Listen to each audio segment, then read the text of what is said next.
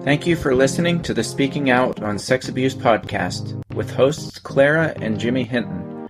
If you're new to the podcast, please subscribe and share so you will never miss an episode. Android users can find us and subscribe on your Play Music app. Apple users can find us and subscribe on Apple Podcasts. You can find us on Stitcher. You can follow us on Spreaker. And you can find the podcasts on jimmyhinton.org or findingahealingplace.com. Please rate our show, subscribe, and share so that we can spread the word. Let's get into the show. All right, welcome back to our show, the Speaking Out on Sex Abuse podcast, here with Jimmy Hinton. And his mom, Clara. And we've been away for a while. Actually, really 1 week, but it feels like a lot. It does. It seems like a long stretch. We've both been in the air a good bit, and I'm surprised I didn't bump into you in the airport. You know? I know, Jimmy. Much as we've been flying back and forth. I was looking all over for you. I was actually trying to ignore you. I figured you'd say that. I wore disguise. So... It's good to be back. We've been traveling a lot, vacation and different things, some travel for work, but we're back in the saddle and happy to be back with you. So we wanted to talk today in today's episode about survivors who are getting the courage to come forward and speak up. And we both were sharing with each other that we're getting a growing number of private emails from listeners, those of you who are listening to this podcast, and you're telling us that had it not been for the podcast, you would not have come forward and told.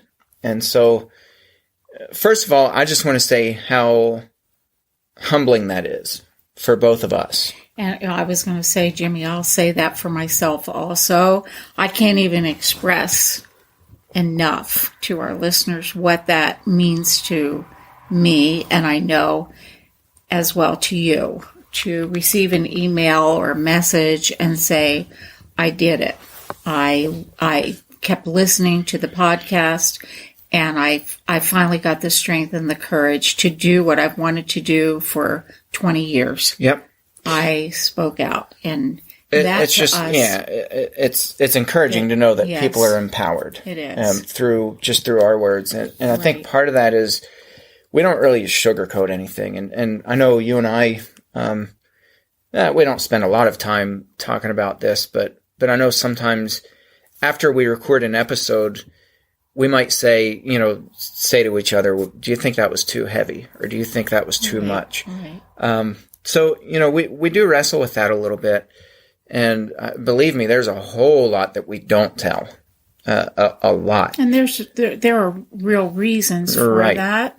And I think as time goes on and we get to know our audience better, we will, we'll be able to hit on the highlights and knowing what you all need to hear to help you. Yeah, and one of the things that I think is helping our listeners is we don't sugarcoat things, so we don't go back, and this has always bothered me about when people do this, like, oh yeah, I just turned them in, and the Lord is gracious, and He took care of all my needs, and not that that's not true, but when you sugarcoat things, I think it gives I was going to say picture, a false sense of security, a false picture of what is a false sense of hope, and you somehow feel like, well, God didn't help me that way. Yeah, I prayed, and God sure didn't make it easy street for me. Yeah, we're not saying this ever going to be easy street. No. It's tough going,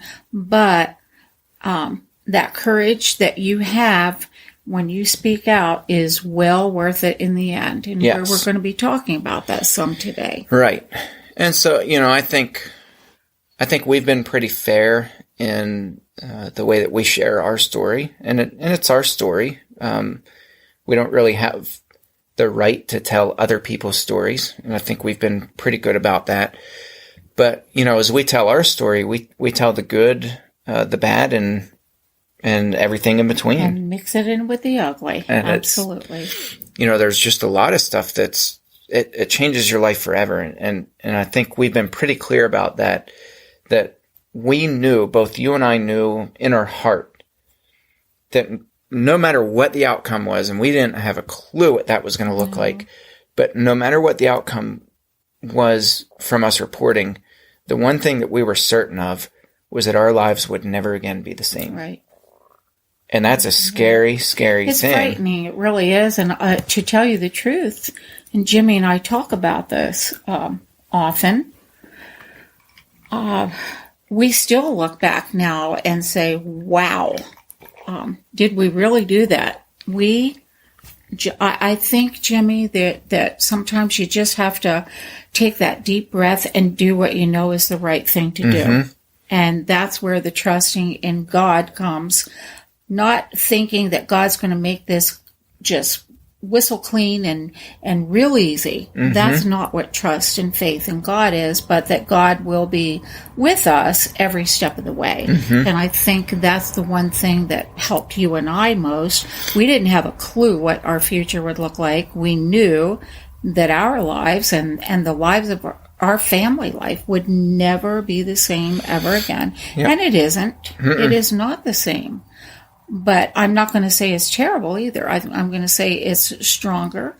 It's in many ways has opened up lines of communication that we never thought would open up before. No, and I think the one thing that I don't think we've talked about this in podcasts, but I think our family has learned to love each other more deeply and to be not that we never did before. Right. I mean, we've always been a very close-knit family. We have. But I notice that with some of my siblings who were never really expressive with their love through words, or some are not huggers, and right. we're not like this kissy lovey-dovey, kissy feely, huggy wuggy, yeah. We're not.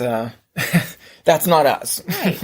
But what I have noticed is that there is a deep, tremendous respect. The utmost respect for one another within our family, and a bond that has never been that strong before. No. I know for a fact that each one of you kids would do anything in your power to help one another out. I as a mother, I don't think that there could be any greater blessing than that, to see a family that works like that. If somebody needs help in an area, there you guys are to help each other out immediately. Yeah. No questions asked. No judgment. No questions asked. It's just, we're here. Yeah. And I think if there's one thing that was strengthened in our family, it is that, not, like you said, not that there wasn't love there before, but it's on a much deeper level. Yeah. Much deeper caring level. So for those that are listening, it could be a really tough road for a while, but what we're saying is you're going to gain strength like you never knew before in the end. And another thing too, I think you'll find out who your true friends are. Absolutely. And you'll find out that of your 5,000 Facebook friends, not a whole lot of those are really people who are going to stick by your side no matter what. Right. And so you will find out that there are people, and for me, it's been kind of a surprising unfolding of and revelation of who those people are. Sure. I mean, people who I wouldn't think probably in 50 years that these people would be die hard. I mean, just stick it out, stick by your side, defend you, support you, love you, don't judge you, no matter let you scream, yell, curse. I mean, all that stuff. Yeah. It's been a pretty revealing thing for me. Another revealing thing is finding out the people who are not willing to stick by your side. And, so that's, I think if you can move beyond taking that personally, and I don't think it should be taken personally. No. I think some people just don't have the capacity to be able to handle really heavy stuff. Absolutely true. I know. And we need to give them grace. I deal, as most of you know, with the issue of child loss a lot, and have for the past 25 years. And I've learned over the years that one of the biggest sadnesses or sorrows of parents of loss is that they will say, well, my friends disappeared. Or I found new friends in the most unusual place, but they grieve the fact that their original friends that they had have left. Well, I take a somewhat different stand on that, because I agree, Jimmy, most of the time our friends don't have a clue how to help us. They really and truly don't. And they don't know what to do or say. And it's so terribly painful for them because they have been our friends. They have walked with us, and they're hurting along with us. So yeah, I think you see this. I think you see this phenomenon a lot with nursing homes too. I've found that being in ministry, ironically, the people who are in the nursing home who they need the most are the people who are the first to quote unquote abandon them. And when you talk to the family members, they'll express to me that they can't stand to watch the person they love the most suffer. Yeah. And they say, we know it's not right to not be there, but we find that we can't just sit there and watch our loved ones suffer. It's heart crushing. It truly is, to see somebody that you love broken so bad. Now, are we excusing that behavior? No. What we're saying is we need to be tolerant of that also, a bit tolerant of that also. But that's not our topic for today. Our topic is talking about those who have been lurking somewhat in the shadows for maybe it's been years as victims of abuse and have not known how or when or, the way they should speak out. They want to be free of the chains that have been, have been chains held. Of silence. Yes, been pinning them down and suffocating them, and they don't know how to break loose of those chains. And that's what we're going to talk a little bit about today, just briefly, to maybe give you that boost of courage that you need to take that one step forward, that one step that will change your life forever. Yeah, I want to circle back to something that you said a little bit earlier, but you made the comment, just do what you know is right. We inherently know right from wrong. I mean, we do. I think that's a God-given. Yeah. God gave that to us. And I think that because we're such a scientifically driven, logical thinking, kind of John Lockean type of philosophy of reasoning and thinking logically through things and gathering all the facts and things like that, we trip ourselves up, and we, in quote unquote laying out the facts, and getting all our ducks in a row, sometimes what we're unknowingly doing is we're setting up tripwire out in front of us, and then we go to take a step forward, and then we just fall flat. Right. We end up talking ourselves out of reporting or doing the thing that we know is the right thing to do, and we as Americans do this all the time. And it's not just in the United States of America. It's certainly other cultures that do this as well. But I think we're really good at talking ourselves out of doing the right thing. Well, don't you think, Jimmy, part of that is, of course, fear. Fear plays a big part. And another part is we like to plan our lives. And we play in our minds, well, if I tell, well, it's going to hurt his wife. It's going to crush his kids. He'll lose his job. He may go to prison. And we don't know any of that. Right. We really don't know any of that for sure. But we try to plan everything out. And when we do, it's all wrong because none of us knows what's going to happen. When you and I went to that police station, we had not a clue. Would we be received well? Would what we had to say be listened to? We didn't know. right? Not at all. And that varies from police department to police department, officer to officer. Right. There's a host Judge, of courtroom, issues. all of this. We can't plan it out. But the one thing we do know is each of us has I'll call it a responsibility, because it is, to do that right thing. Mm-hmm.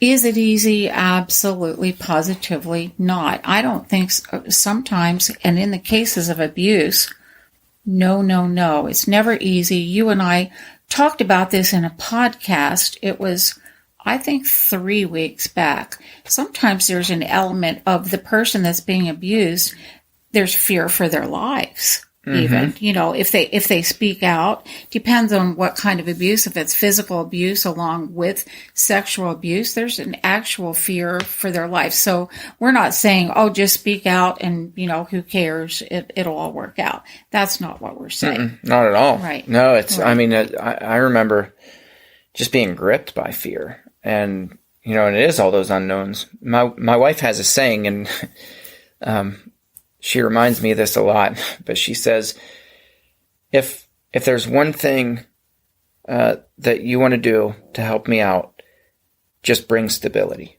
I just want to know that we're secure. Yeah.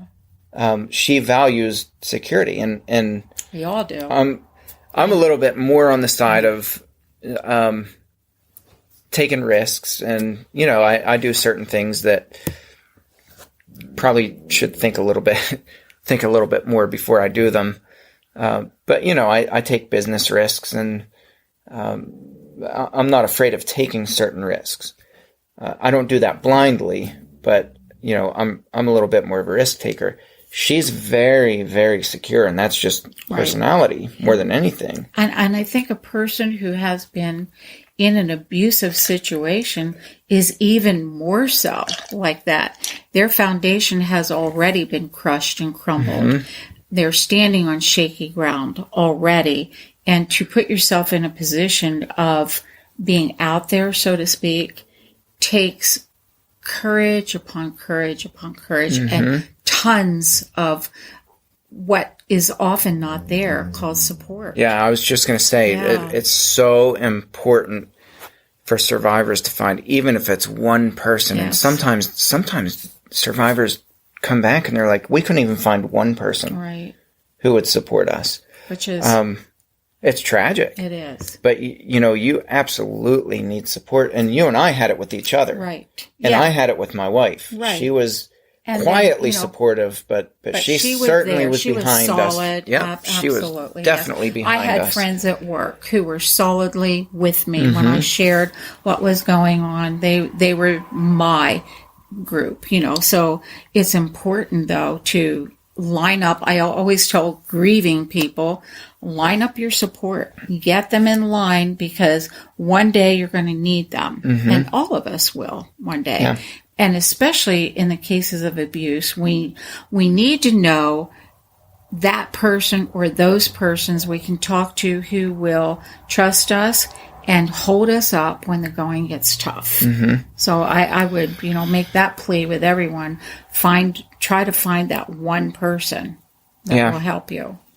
And, we'll say too, we've talked about this several times, but we actually were in the best case scenario. So we had a detective who, she was just on her game. And she was from minute one. Very sympathetic toward every one of the victims. We're 7 years later? Yes.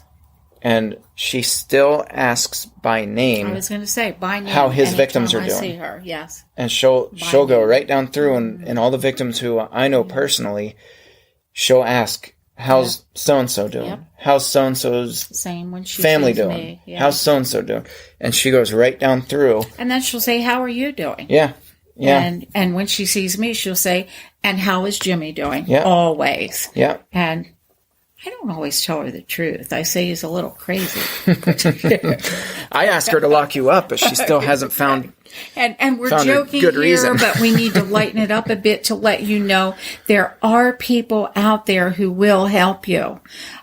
You have to open your mouth. You have to take that one little risk. And I think that risk is the biggest risk that anybody who's suffered through abuse will have to take. And it's that trust issue, that just trust in someone, that someone is out there who will help you.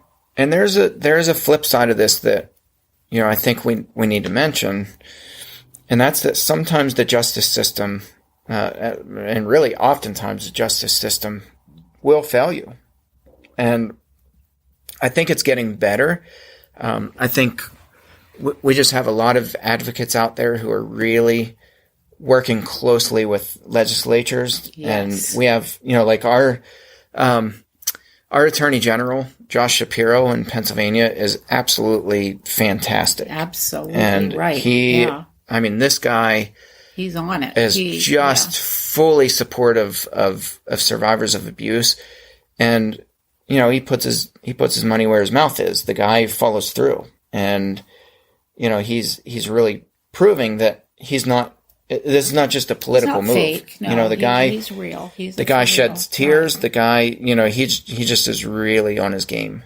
And so, the positive side is that we have survivors who are standing up and they're not being silenced. And so some of you are going to be those people. We're not. I don't travel to Harrisburg. Right.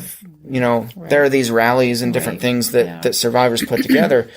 That's just not my forte. And I don't have the time or the resources to be able to pack up and do that all the time. But there are some people who do. If you're one of those people, I beg you to do it. Do it. Yeah. Because I'm telling you what, this whole thing with Pennsylvania, what happened with the Catholic Church and the grand jury investigation, that never would have happened if it wasn't for survivors like you listeners who stand up and you do the right thing. It starts with one voice. And if we could only remember that, and together we are rallying and we are becoming a stronger voice and a stronger voice and a stronger voice. And that voice is being heard now. I think there is no better time in our history for those who have been abused to be able to stand up and speak out as now. Yeah, right. I agree. It is, yeah. But I would say, I would caution and just say, brace yourself for the worst and hope for the best. Because sometimes, and oftentimes even, even though laws are getting better, our justice system, I think, is getting better, there's still times that cases just go to crap. They disappear. They get lost in the shuffle intentionally. Lots of times victims are not heard properly. They are silenced when they shouldn't be. There are a lot of things, a lot of loopholes in the law that can go wrong. So we need to be aware of that. But I think, Jimmy, as you and I were talking a while ago, there's still a feeling that when you have spoken out, a feeling of a bit of release. There's an empowerment. Even if things go south in the court system or, with whatever, there's just that feeling that I did it. I finally verbalized what I've been feeling for years. And that's empowering. That is very empowering. And what we've seen is that even if the courts fail, speaking out, once you speak out, once you do it once as a survivor, you get the courage to keep speaking out. And so we have abusers who right now are being pinned into corners for the first time ever. That's what... Because survivors are having none of it. And they're standing up and they're, with the bullhorn, they're out there up front and center saying, this creep didn't get jail time. But the justice system might have failed. But I'm going to tell you exactly who this person is. And they're backing them into a corner, and I think it's a really encouraging thing. It's very encouraging because they're preventing further abuse. Yes, that's the part. Absolutely, the abusers had it made before. They had everybody cringing and cowering and afraid to say anything. They were ridiculing and making fun and thinking that nobody's going to listen to him or her. It's a different story right now. Yeah. I love it. Well, and you can watch, love it. just this past week, if you look at Willow Creek, Mom and I were just talking about that at the beginning of the podcast. So you have Bill Hybels, the lead pastor of the mega church in Chicago. All these allegations come out. He stands up and says, well, they're just crazy. And sure, I probably put myself in positions that I shouldn't have, where I was alone with women, but I never acted. I read a statement from him. He's like, I never said or acted inappropriately at any point. So basically, they're all just liars. Right. And so the elders came in and they backed him. And, they completely mishandled this. So then, when was this? On Sunday, I think, there was a woman who came forward who was an assistant of his, I think. What was her name? Pat. I can't remember her last name. Baranowski. So Pat Baranowski came forward by name and showed clear evidence. She has journals. In the article, there was a picture of a handwritten letter that Hybels had written her, and he was commending her and just saying, you're just doing a super job, and I commend your faith, and blah blah blah blah blah. Then at the end, P.S. How did he put it? You're not smoking hot, but it was something. Oh, you're a knockout. You're a knockout. P.S. You're a knockout. So she has evidence of this, and now people are coming back, and I think they're saying, whoa, there's actually some tangible credibility here that we can't go back on and trash the victims anymore. Right. And say that they're not credible, or that they have troubled lives and all this stuff that you hear that's complete nonsense. So she had her ducks in a row. She courageously came forward. Some people might be thinking, well, why didn't she come forward before? Because there's that fear factor. Mm-hmm. Who wants to go out, especially in a public case like this. But she somehow got the courage, and now justice will be served. But what's even cooler beyond her doing that is that the other lead pastors, so you have Heather Larson, who issued a very public statement denouncing Willow Creek and their handling of these allegations. That's crazy. Yeah, it is. Yes, it is. I don't think that she resigned, but most likely she's going to be looking for another job here soon, just based on the way the elders have handled this up to this point. But there's another lead pastor, and Steve Carter, who he just wrote his letter of resignation this week. And when Pat Baranowski came forward, when that article broke on Sunday, he stood up and wrote a letter of resignation and said, I resign effective immediately. He's like, we ought to be troubled to our core that not one, not two, not three, but we have tons of these allegations that came forward, and now this one's more damning than the rest of them. Right. And he said, I don't, he had put in a statement, I read his full statement, and he said something to the effect of, I decided weeks ago that I was going to resign, and, the elders were they asked me to stay on for a few weeks till we figure out how to announce this.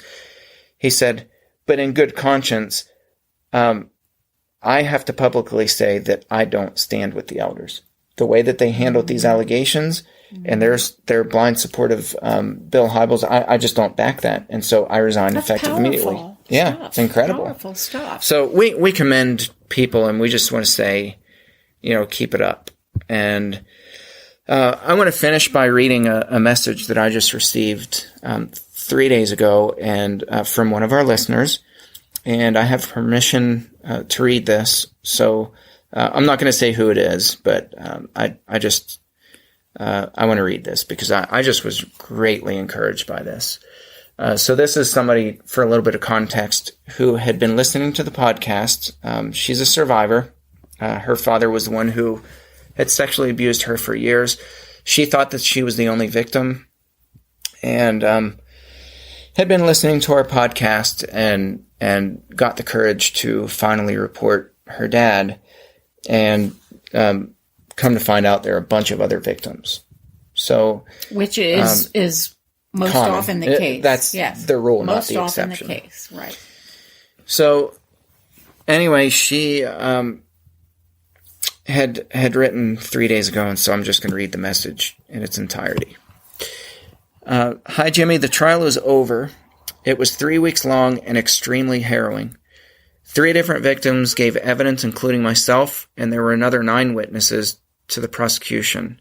Finally, justice has been done, and there was a guilty verdict in less than 1 day from all 12 various charges of child rape, sexual assault, and making Category A pornographic images of the children, which is extremely graphic, and then Category B images. Sentencing still has to take place, but at least after a lifetime of being a victim, I can begin to work on how it feels to be a survivor. Thanks so much for your great work you're doing. Your podcast gave me the strength to keep going when I nearly pulled out because the stress and strain was almost too much to bear. You have definitely played a part in helping to put behind bars a man who is dangerous around children and still refuses to acknowledge what he's done to us.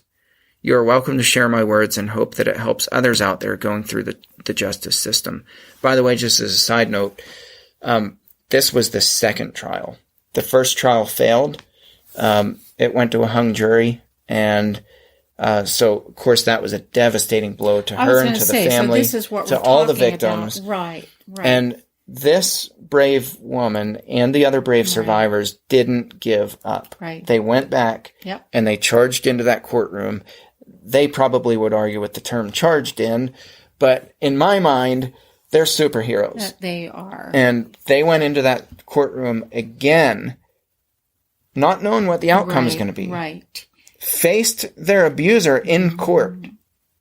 I can't begin to imagine what that's like and how difficult and stressful. And they did it. They did it, and they are now rejoicing. They have a reason. They are extremely happy. They're released from, I think, the bondage, or we'll call it the bondage of abuse. Mm-hmm. It's heartbreaking, horrible. So, Jimmy, do you have a truth bomb for us today? Sure, I do. So our truth bomb that we're going to leave you with is that it takes tons of courage to speak out, but justice is worth the effort. Whether there's a sentence or not, whether the person is behind bars or not, justice eventually will be meted out, and you will be freed from such a heavy burden whenever you speak out. So we commend all of our survivors out there. You have our hearts and our deepest honor and respect. We love you, and we thank you for listening to this episode. We'll catch you next round. Thanks again for listening to today's episode of the Speaking Out on Sex Abuse podcast. If you found it helpful, please follow on Spreaker, subscribe on Google Play Music, Apple Podcasts, or Stitcher. Share with your friends and tell the world. Join us in speaking out on sex abuse so we can change the tides and prevent abuse.